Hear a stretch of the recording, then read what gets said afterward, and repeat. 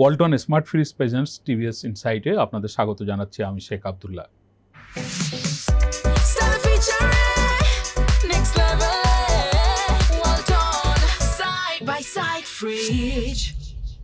প্রিয় দর্শক, আমরা আজ কথা বলবো সরকারের বন্ধ কলকারখানা বা রুগ্ন অবস্থায় চলছে এরকম কলকারখানা সরকার বেসরকারি খাতে দেওয়ার যে উদ্যোগ নিয়েছে সেটি নিয়ে। গতকালই মাননীয় প্রধানমন্ত্রীর সঙ্গে বেসরকারি খাতের বড় দুটি ব্যবসায়ীদের সংগঠন বৈঠক করেছে এবং সেইখানে এই সিদ্ধান্ত হয়েছে। এই কোন ধরনের কলকারখানাগুলোকে বেসরকারি খাতে দেওয়ার কথা সরকার ভাবছে বা সেগুলো কি কি নীতিমালার অধীনে দেওয়া হবে, এই নিয়ে টিভিএসে আজ লিড নিউজ প্রকাশিত হয়েছে। নিউজটি করেছেন টিভিএসের চিফ রিপোর্টার আবুল কাসেম। আমরা তার কাছ থেকেই শুনবো যে সরকারে আসলে এই বেসরকারিকরণ নিয়ে কি কি ভাবছে। আবুল কাসেম, আপনাকে স্বাগত জানাচ্ছি। আপনার যে স্টোরি, আপনি বলছেন যে সরকার বন্ধ কলকারখানা পাশাপাশি আরও কিছু কলকারখানা যেগুলো খুব ভালো গতির সাথে চলছে না, সেগুলোকে বেসরকারি খাতে দিতে একটা পরিকল্পনা করছে। আসলে এই পরিকল্পনাটি কেমন? আমি একটু বলি যে শুরুতে আপনাকে ধন্যবাদ যে এখানে গতকাল মিটিং হয়েছে বিজিএমই এবং বিকেএমইর সাথে। তাদের সাথে একটা সৌজন্য সাক্ষাৎই ছিল, কিন্তু সেটা পরবর্তীতে হচ্ছে অনেক পলিসি ইস্যু নিয়ে সেখানে আলোচনা হয়েছে। তো এখানে মোটা দাগে হচ্ছে যে তিনটা বিষয় আলোচনা হয়েছে। একটা হলো যে আপনি জানেন যে সরকার বন্ধ কলকারখানা চালু করার জন্য বাংলাদেশ ব্যাংকের আওতায় একটা হচ্ছে ফান্ড গঠন করা হচ্ছে এবং একটা পলিসি সাপোর্ট সরকার সেখানে দিবে। ইতিমধ্যে আমাদের পত্রিকায় নিউজ হয়েছে যে বাংলাদেশ ব্যাংক প্রায় 40,000 কোটি টাকার একটা তহবিল করতেছে যে বেসরকারি খাতের যেসব প্রতিষ্ঠান বন্ধ রয়েছে সেগুলিকে আবার চালু করার জন্যে। তো এইখানে হচ্ছে বিজিএমই এবং বিকেএমইর দিক থেকে একটা প্রস্তাব ছিল যে যেগুলি বন্ধ হয়ে গেছে সেগুলি চালু করার জন্য সরকার এই উদ্যোগ নিচ্ছে, এটা ভালো। কিন্তু অনেক কারখানা আছে যারা আসলে বন্ধ হয় নাই, কিন্তু বন্ধ হওয়ার উপক্রম ধুকে ধুকে চলছে। তারা হচ্ছে বিভিন্ন ধরনের সমস্যার কারণে তারা আসলে চলতে পারছে না। যেমন একটা ফ্যাক্টরির কথা আমার একজন বিকেএমইর নেতা বলছেন যে তার ফ্যাক্টরিতে হচ্ছে 16,000 শ্রমিক ছিল, এখন 800 শ্রমিক কাজ করতেছে। মালিক হচ্ছে থাইল্যান্ডে পলাতক অবস্থায় আছে। তো এই ধরনের কারখানা যেগুলিতে হিউজ কর্মসংস্থান ছিল কিন্তু এখন বন্ধ হওয়ার উপক্রম, কিন্তু বন্ধ হয়নি। তো তাদের চালু করার জন্যও তারা হচ্ছে এই ব্যবসায়ীরা হলো সরকারের কাছে সহযোগিতা চেয়েছে এবং প্রধানমন্ত্রী এনশিওর করেছেন যে তাদেরকে সহযোগিতা দেবে, এই ফান্ড থেকেই তাদেরকে হচ্ছে সহযোগিতা দিবে। এটা একটা বিষয়। দ্বিতীয় বিষয় হলো যে ব্যবসায়ীরা বলছেন যে এই যে বাংলাদেশ ব্যাংক থেকে যে ফান্ডটা করা হচ্ছে বন্ধ কারখানা চালু করার জন্য, সেখানে যদি সবার জন্য একই টার্মস অ্যান্ড কন্ডিশন থাকে সেটা দিয়ে আসলে সকল বন্ধ কারখানা চালু করা সম্ভব না। কারণ এক এক কারখানার এক এক রকমের প্রবলেম, বন্ধ হওয়ার কারণও এক এক রকম। সবাই যে শুধু টাকার অভাবে বন্ধ হয়েছে তা না, অনেকের হচ্ছে গ্যাস নাই, হ্যাঁ, অনেকের হচ্ছে অন্য প্রবলেম, অনেকের হচ্ছে রাজনৈতিক প্রবলেম। মালিক হয়তো আমলিক করতো, সে দেশে নাই, পালায় যেতে হয়েছে, তার নামে মামলা হয়েছে বা জেলে আছে। তো তার ফ্যাক্টরি যে শুধু টাকা হলেই চলতে পারবে এরকম না। তো এই প্রসঙ্গটা সেখানে আলোচনায় আসছে এবং প্রধানমন্ত্রী ব্যবসায়ীদের বলেছেন যে এই বিজিএমই এবং বিকেএমই যেন তাদের মেম্বারদের সাথে কথা বলে যে কার কি প্রবলেম এবং কার ফ্যাক্টরি চালু করার জন্য কোন ধরনের সহযোগিতার দরকার, এবং সেটা হচ্ছে প্রধানমন্ত্রী তাদেরকে বলেছে যে আপনারা ফ্যাক্টরিগুলির সাথে কথা বলে কার কি প্রবলেম সে এবং কোন ধরনের সহযোগিতা প্রয়োজন সেটা লিখিতভাবে হচ্ছে প্রধানমন্ত্রী চেয়েছেন। এবং ব্যবসায়ী তাকে ঈদের পরে, আগামী ঈদুল আজহার পরে হচ্ছে লিখিতভাবে সুপারিশটা দিবে এবং সেই অনুযায়ী পিএম ব্যবস্থা নেবেন, এটা ব্যবসায়ীদেরকে বলেছেন। তো ওই মিটিংয়ে হলো এক্সপোর্ট ডাইভার্সিফিকেশন নিয়ে কথা আসছে। এই এক্সপোর্ট ডাইভার্সিফিকেশনের প্রসঙ্গ আসার পরে হচ্ছে এই সরকারি কলকারখানা বন্ধ কলকারখানাগুলোর প্রসঙ্গ প্রধানমন্ত্রী নিজেই এনেছেন এই আলোচনার সময়। প্রধানমন্ত্রী সরাসরি বলেছেন যে এই যে রাজশাহীতে যে বাংলাদেশ রেশম শিল্প কারখানা আছে এবং ওখানে রেশম বোর্ড আছে, হিউজ পরিমাণ জমি তাদের। তো প্রধানমন্ত্রী বলছেন যে আপনারা কেউ যদি হচ্ছে এই রেশম সিল্ক কারখানা যেটা এখন বন্ধ এটা চালু করতে চান তো এটা চালু করতে পারেন, সরকারের কাছে প্রস্তাব দিলে সরকার এটা বেসরকারি খাতে দেবে এবং অন্য যেসব বন্ধ সরকারি কলকারখানা আছে সেগুলি বেসরকারি খাতের মাধ্যমে সরকার চালু করতে চায়। কিন্তু প্রধানমন্ত্রী এখানে স্পেসিফিক যে শর্তটা দিয়েছেন সেই শর্তটা হলো যে ফ্যাক্টরিটা যে পণ্য উৎপাদন করতে, যেমন একটা জুট কলে আপনাকে পাট পণ্যই উৎপাদন করতে হবে, আপনি জুট কল নিয়ে গার্মেন্টস করতে পারবেন না।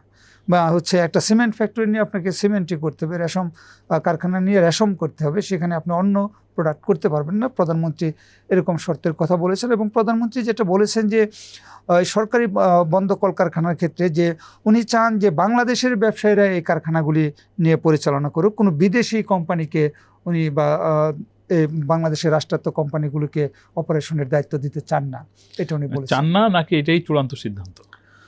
দেখেন যে প্রধানমন্ত্রী যখন চান না সেটাই হচ্ছে সিদ্ধান্ত, তারপরেও হচ্ছে সরকারে থাকলে অনেক সময় সিদ্ধান্ত আবার পুনর্বিবেচনা করা লাগে। যে সরকার যদি চায় যে তার বন্ধ ফ্যাক্টরিগুলি চালু করবে, কিন্তু দেশের ব্যবসায়ীরা যদি ইন্টারেস্টেড না থাকে সেগুলি নিতে, যদি বিদেশ থেকে ভালো প্রপোজাল সরকার পায়, আপনি জানেন যে সৌদি আরবের বেশ কিছু কোম্পানি আমাদের দেশের কয়েকটা যেমন সাতক সিমেন্ট ফ্যাক্টরি, তারা এটা চালু করার জন্য প্রস্তাব দিয়েছিল।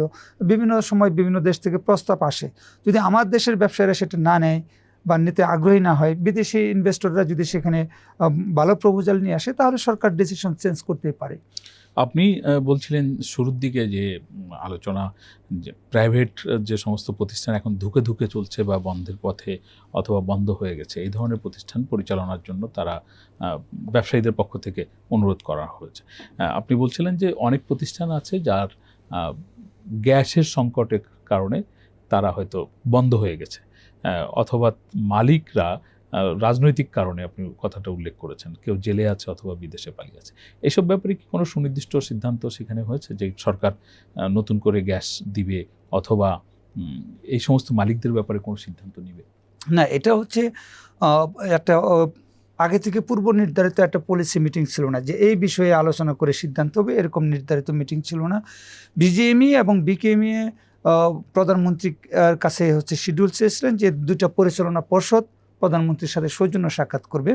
তো তার প্রেক্ষিতে প্রধানমন্ত্রী এই বিজিএমই এবং বিকেএমইকে একটা সময় দিয়েছিলেন, কিন্তু সেটা টোটাল বোর্ডের সাথে না, তাদের হলো শীর্ষ নেতা যারা আছেন তাদের সাথে। এবং এটা হচ্ছে বিজিএমইর সাথে উনি প্রথম আধা ঘন্টার মতন মিটিং করেছেন, এরপরে বিকেএমইর সাথে আধা ঘন্টার মতন মিটিং করেছেন, 1 ঘন্টার মিটিং। এবং প্রধানমন্ত্রী তাদেরকে যেটা বলেছেন যে এই যে দুইটা কমিটির সাথে বা দুইটা বোর্ডের সাথে পিএম ঈদের পরে হচ্ছে বিস্তারিত মিটিং করবেন। তবে ওই মিটিংয়ে আরও অনেক বিষয় আলোচনা হয়েছে, কিন্তু সেগুলি হচ্ছে কনক্রিট ডিসিশন আকারে হয়েছে এরকম বলা যাবে না। প্রধানমন্ত্রী তার হচ্ছে যে প্ল্যানের কথা বলছেন, ব্যবসায়ীরা তাদের হচ্ছে কিছু সমস্যার কথা বলছেন। যেমন ব্যবসায়ীরা বলছেন যে আমার সাথে বিজিএমইর প্রেসিডেন্টের সাথে কথা হয়েছে, বিকেএমইর প্রেসিডেন্টের এবং বিকেএমইর যিনি সিনিয়র ভাইস প্রেসিডেন্ট তাদের সাথে কথা হয়েছে। যেমন বিজিএমই প্রেসিডেন্ট বলছেন যে তারা প্রধানমন্ত্রীর কাছে হচ্ছে যে সৌরবিদ্যুতের যেসব সৌরবিদ্যুৎ প্লান্ট করতে হলে বা কেউ যদি রুপটপ সৌরবিদ্যুৎ করতে চান, তার যেসব উপকরণ ইনপুট করতে হয় সেগুলির উপর যেসব ডিউটি আছে, ট্যাক্স আছে, সেগুলি প্রধানমন্ত্রী হচ্ছে সম্পূর্ণরূপে আগামী বাজেটে প্রত্যাহার করা হবে, এরকম একটা আশ্বাস দিয়েছেন। এবং আপনি জানেন যে এখন কিন্তু অনেক সোলার পাওয়ার প্লান্ট, সেটা ছোটো হোক বড় হোক, তাদের হচ্ছে স্টোরেজ ক্যাপাসিটি থাকে। যেমন দিনের বেলায় সে হয়তো এত বেশি বিদ্যুৎ উৎপাদন করতেছে যেটা তার দিনে পুরাটার প্রয়োজন নাই, কিন্তু রাতে আবার তার বিদ্যুৎ লাগবে ফ্যাক্টরি চালাতে। তো রাতে তো সূর্যের আলো থাকে না, তখন সে ব্যাটারিতে এটা জমা থাকবে এবং এখান থেকে রাতে খরচ করবে এরকম। তো এই ব্যাটারি আমদানির উপরে হচ্ছে উচ্চ পর্যায়ের হলো শুল্ক কর রয়েছে, সেটা হচ্ছে অব্যাহতি দেবেন এটা বলছেন। যে প্রধানমন্ত্রী ব্যবসায়ীদের ক্লিয়ার করে বলছেন যে আমি আপনাদেরকে কোনো হলো ট্যাক্স ছাড় দিতে পারবো না এবং নগদ কোনো টাকা সরকার থেকে আপনাদেরকে দিতে পারবো না, কিন্তু আপনাদের স্মুথলি হচ্ছে আমদানি রপ্তানি করার জন্য এবং হচ্ছে যে বিনিয়োগ পরিবেশ সহজ করার জন্যে যেসব জায়গায় হচ্ছে আপনাদের প্রবলেম হচ্ছে সেগুলি আমাকে আপনারা লিখিতভাবে দিলে আমি সেই পলিসিগুলি চেঞ্জ করব। যেমন বিকেএমইর প্রেসিডেন্ট হাতিম সাহেব আমাকে যেটা বলছিলেন যে উনি স্পেসিফিকলি প্রধানমন্ত্রীকে বলছেন যে বাংলাদেশ ব্যাংকের কিছু পলিসির কারণে তাদের প্রবলেম হচ্ছে এবং বন্ড এবং হচ্ছে কাস্টমসের কিছু জটিলতা তারা ফেস করে আমদানি রপ্তানির ক্ষেত্রে। ম্যানমেড ফাইবারের যে র মেটেরিয়াল সেটা আমদানিতে জটিলতা আছে এবং কিছু অক্সিলারি কেমিক্যাল বাংলাদেশে তৈরি হয়, সেগুলির হচ্ছে র মেটেরিয়ালস আমদানির ক্ষেত্রে তাদের জটিলতা আছে। তারা এটা পিএমকে বলেছেন এবং পিএম তাদেরকে বলেছেন যে আপনাদের বাংলাদেশ ব্যাংকের স্পেসিফিক কোন কোন পলিসিতে কোন ধরনের প্রবলেম হচ্ছে বা এই আমদানি রপ্তানির ক্ষেত্রে কোথায় কী সমস্যা হচ্ছে সেগুলি আপনারা আমাকে লিখিতভাবে দিতে। আপনার কাছে আমার সবশেষ কোশ্চেন, আপনি যে দুটো সেক্টরের কথা বললেন বা যে দুটো সংগঠনের কথা বললেন, বিজিএমই এবং বিকেএমই, বাংলাদেশের রপ্তানি আয়ের বড় অংশ বা সিংহভাগ ৮০% বেশি এই দুটো সংগঠনের সদস্যদের মাধ্যমে হয়ে থাকে। আপনি বলেছিলেন যে এক্সপোর্ট ডাইভার্সিফিকেশন নিয়ে বলছিলেন। আসলে এই দুটো খাতকে নিয়ে অনেক দিন ধরেই কথা হয় যে সরকার সকল সুযোগ সুবিধা এখানেই দিচ্ছে এবং রপ্তানির বহুমুখীকরণ অন্যান্য যে সমস্ত খাত সেইখানে কিছু হচ্ছে না। এই খাতের মধ্যেই কি নতুন কোনো ডাইভার্সিফিকেশন আসছে? এরকম কোনো কিছু কি এই মিটিংয়ে আলোচনায় হয়েছে কিনা, বা আপনি কি মনে করছেন যে এরকম? মানে আপনি যেটা বলছেন যে এক্সপোর্ট ডাইভার্সিফিকেশন, আমরা যখন অনেক ছোট ছিলাম তখন থেকে এটা শুনে আসছি, এবং তখন হচ্ছে আমাদের টোটাল রপ্তানির 70% মতো তৈরি পোশাক থেকে আসতো। এখন হচ্ছে সেটা হলো 85% বা কোনো অর্থ বছর তারও বেশি হয়ে যাচ্ছে, 86% পর্যন্ত হয়ে যাচ্ছে। তার মানে হচ্ছে যে আমাদের এক্সপোর্ট ডাইভার্সিফিকেশন আসলে হয়নি। তো সরকার বিভিন্ন সময় বিভিন্ন সরকার বিভিন্ন রকমের প্রজেক্ট নিছে, আপনিও জানেন, সেখানে ওয়ার্ল্ড ব্যাংকের সহায়তা আসছে, কিন্তু আমরা দেখছি যে কোনো সেক্টরই আসলে ওইভাবে দাঁড়াইতে পারে নাই। বরং আমাদের কিছু শক্তিশালী সেক্টর যেমন লেদার সেক্টর, জুট সেক্টর, সেগুলি আরও কলাপস করছে। এবং এগ্রিকালচারাল প্রোডাক্ট এক্সপোর্টের যে আমাদের হিউজ একটা পটেনশিয়ালিটি আছে, সেটা আমরা হচ্ছে কাজে লাগাইতে পারি নাই। তবে আরএমজির ভিতরেই হচ্ছে কিছু ডাইভার্সিফিকেশন হয়েছে। আমরা বাংলাদেশে আগে যে বেসিক আরএমজিগুলি করতে খুবই কম দামের, এখন তারা কিছু কিছু মিডিয়াম এন্ডের মানে মধ্যম দামের পণ্য রপ্তানি করে। কিছু ফ্যাশন আইটেম আমাদের এখানে কিছু কিছু কোম্পানি করছে। এবং আপনি জানেন যে গ্লোবালি এখন যে ম্যানমেড ফাইবার মানে নন কটনের যে একটা ডিমান্ড তৈরি হয়েছে, বাংলাদেশে কিন্তু এখন বাংলাদেশ যদি ম্যানমেড ফাইবার তৈরি করতে পারে না, কিন্তু এটা চায়না থেকে ইম্পোর্ট করে এ ধরনের তৈরি পোশাক করছে। কিন্তু তারপরেও হচ্ছে আমরা এখন পর্যন্ত আমাদের প্রতিবেশী ভারত বা পাকিস্তান যে মূল্যের পোশাক তৈরি করে এবং তাদের পোশাকের যে ধরনের ডিজাইন থাকে, বাংলাদেশ কিন্তু সেটা আসলে পারে না। তো এইখানে বিজেএমই এবং বিকেএমই তারা হচ্ছে সরকার থেকে যত বেশি সুবিধা নেওয়া যায়, দেখেন যে যেহেতু তারা হচ্ছে আপনার মোট রপ্তানির 85-86% আর্ন করে, এবং হচ্ছে সারা দেশে 20 কোটি মানুষের মধ্যে ধরুন যে যদি 10 কোটি মানুষও কোনো না কোনো কাজের মধ্যে থাকে, ফর্মাল ইনফর্মাল, হ্যাঁ, কিন্তু তারা হচ্ছে যে সব সেক্টরে বিক্ষিপ্তভাবে ছড়ায় ছিটিয়ে আছে। কিন্তু একক সেক্টর হিসেবে গার্মেন্টস সেক্টর, যেখানে হচ্ছে 40 লাখের মতন কাজ করে, এবং তারা হচ্ছে এই সেক্টরের মালিকরা হচ্ছে সংগঠিত। আপনি কৃষি খাতে আরও অনেক বেশি লোক কাজ করে, কিন্তু তারা কেউ সংগঠিত না। কৃষকরা তাদের কোনো লিডারশিপ নেই, ফলে তারা হচ্ছে সরকারের কাছে রিস্ক করতে পারে না। সরকার কখনো নিজে থেকে যদি চিন্তা করে যে আমি কৃষকদের এই সুবিধাটা দেব, তাহলে হয়তো দেবে। যেমন আপনার হাওরে বন্যা হয়েছে, কৃষকের দাম তলিয়ে গেছে, কৃষক কাটতে পারে নাই। প্রধানমন্ত্রী নিজে থেকে উদ্যোগ নিয়েছেন যে তাদেরকে 3 মাস খাদ্য সহায়তা দিবেন। কিন্তু 3 মাস যদি হচ্ছে আমাদের দেশে গার্মেন্টস এক্সপোর্ট ব্যাহত হয়, তাহলে তারা কি মানে যদি 1 মাসে যদি তারা না করতে পারে, তাহলে তারা যে সুবিধা নিবে সেটা কি 3 মাসের জন্য তারা সুবিধা পাবে, নাকি সারা বছর বা তারপরেও কিন্তু এটা পাইতে থাকবে? সরকার থেকে তারা বিপুল সুবিধা পাবে। কৃষকের আসলে 9 মাসের ধান তলিয়ে গেছে। এই সিজনে একজন কৃষক যে ধান উৎপাদন করে, আপনি জানেন যে সেটা দেশেরই প্রায় 9 মাসের চাহিদা মেটায়, এবং আমন সিজনে খুব কম ধান উৎপাদন হয়। সেই হিসেবে ধরলে হাওরের যে কৃষকের ধান ক্ষতি হয়েছে, তার হচ্ছে প্রায় পুরো বছরের, সেখানে আমন হয় না, তার পুরো বছরের ধান ক্ষতিগ্রস্ত হয়েছে, সে সরকার থেকে 3 মাসের সুবিধা পাবে। এখানে আমরা সরকারকে ধন্যবাদ দিই যে তাকে 3 মাসের সুবিধা দিচ্ছে। কিন্তু একজন গার্মেন্টস সেক্টরে যদি সামান্য একটু টোকা লাগে, এটা দেশের অর্থনীতির জন্য রিস্কি, যেহেতু আমাদের এখান থেকেই 85% আসে। আপনিও বলছেন কর্মসংস্থানও বড় পরিমাণে হয়, কিন্তু তারা আসলে সুযোগ সুবিধা নেওয়ার ক্ষেত্রে অনেক বেশি এগিয়ে থাকে।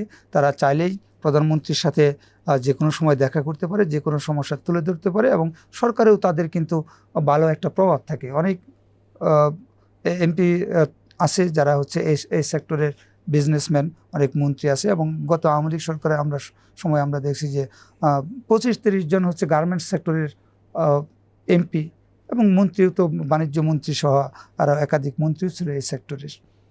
ধন্যবাদ জনাব আবুল কাসেম আপনাকে। আমরা এতক্ষণ ধরে শুনছিলাম আবুল কাসেমের কাছ থেকে যে সরকার কি পরিকল্পনা করছে।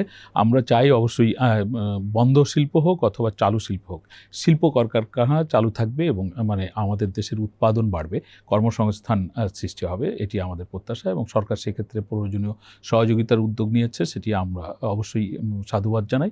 পাশাপাশি আমরা এটিও বলতে চাই যে দীর্ঘদিন ধরে যে আমরা রপ্তানি বহুমুখীকরণের কথা শুনে আসছি, অন্যান্য যে সমস্ত সেক্টরে এই ধরনের সুযোগ রয়েছে সেই ক্ষেত্রেও সরকার মনোযোগী হবে, এটি আমাদের প্রত্যাশা। আমাদের আলোচনা আপনাদের ভালো লাগলে আপনারা শেয়ার করবেন, লাইক করবেন, টিভিএস এর সঙ্গে থাকবেন। সকলকে ধন্যবাদ।